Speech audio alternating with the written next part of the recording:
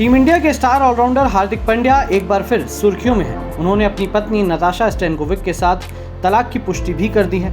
गुरुवार को उन्होंने एक इंस्टाग्राम पोस्ट के जरिए बताया कि 4 साल साथ रहने के बाद अब उनकी और नताशा की राहें जुदा हो गई हैं। ऐसे में फिर चर्चा होने लगी है कि तलाक के बाद अब हार्दिक पांड्या की प्रॉपर्टी में नताशा को कितना हिस्सा मिलेगा। आइए जानते हैं हार्दिक पांड्या की नेटवर्थ के बारे में और क्या कहता है तलाक में संपत्ति की हिस्सेदारी को लेकर हिंदू मैरिज एक्ट।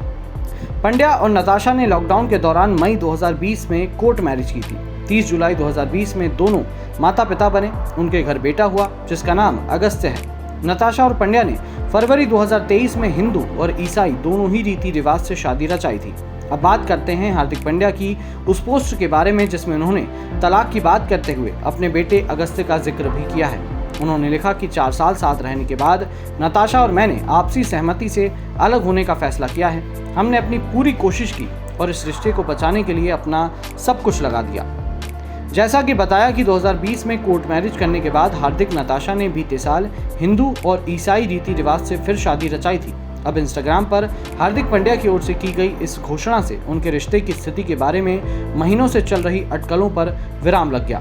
भारत में खासतौर से तलाक एक जटिल और भावनात्मक रूप से थकाने वाली प्रक्रिया साबित होती है। ऐसे में इससे जुड़े कानूनी अधिकारों की स्पष्ट समझ जरूरी हो जाती है। बिजनेस टुडे पर छपी रिपोर्ट में डिलसिविल के फाउंडर राज लखोटिया का कहना है कि तलाक के मामले में अगर पत्नी अपने पति से अलग हो जाती है और या उसे पति द्वारा छोड़ दिया जाता है तो वो अपने नाम पर 50% हिस्से के अलावा पति की प्रॉपर्टी में से भी अपना हिस्सा मांग सकती है। वहीं अगर पति और पत्नी दोनों ने मिलकर किसी संपत्ति का भुगतान किया है और उस पर उनका स्वामित्व है तो पत्नी अपने 50% हिस्से के अलावा पति के हिस्से से अपना हिस्सा मांग सकती है। कई तलाक के मामलों में जहां संपत्ति पूरी तरह से पति के नाम होती है तो फिर तलाक की स्थिति में पत्नी भरण पोषण का दावा कर सकती है क्योंकि उसे क्लास फर्स्ट कानूनी उत्तराधिकारी माना जाता है। वहीं अगर पत्नी ने पति के नाम पर रजिस्टर्ड प्रॉपर्टी में फाइनेंशियल हेल्प की है तो पति उस संपत्ति पर तब तक अपना दावा रख सकता है जब तक कि पत्नी इसमें अपने योगदान के सबूत देते हुए इसे साबित ना कर दे।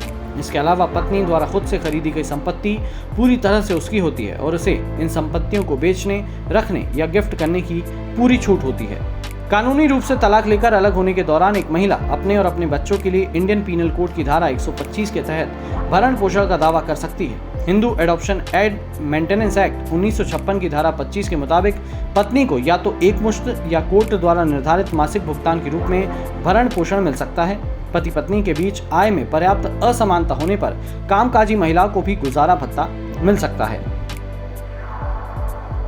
लखोटिया का कहना है कि तलाक के मामले में महिला अपने ससुराल वालों के पास मौजूद आभूषण और स्त्री धन का भी दावा कर सकती है और असफल होने पर वे हिंदू सक्सेशन एक्ट 1956 की धारा 14 और हिंदू मैरिज एक्ट 1955 की धारा 27 के तहत राहत मांग सकती हैं। हार्दिक पांड्या अपनी रॉयल लाइफ को लेकर अक्सर चर्चा में रहते हैं। क्रिकेट की पिच पर अपने ऑलराउंडर परफॉर्मेंस से फैंस के दिलों पर छा जाने वाले पांड्या कमाई में भी आगे हैं। रिपोर्ट्स के मुताबिक उनकी कुल नेटवर्थ करीब $11.4 मिलियन 95 करोड़ रुपए से ज्यादा है। उन्हें हर वनडे मैच में 20 लाख रुपए, टेस्ट मैच में 30 लाख रुपए और T20 मैच के लिए 15 लाख रुपए मिलते हैं। इसके अलावा IPL में भी उनकी जबरदस्त कमाई होती है। उनकी अनुमानित महीने की कमाई करीब 1.5 करोड़ रुपए की है। अब देखना होगा कि तलाक होने के बाद किस तरह से नताशा और हार्दिक पांड्या के बीच प्रॉपर्टी वाला मुद्दा आता है या नहीं आता है।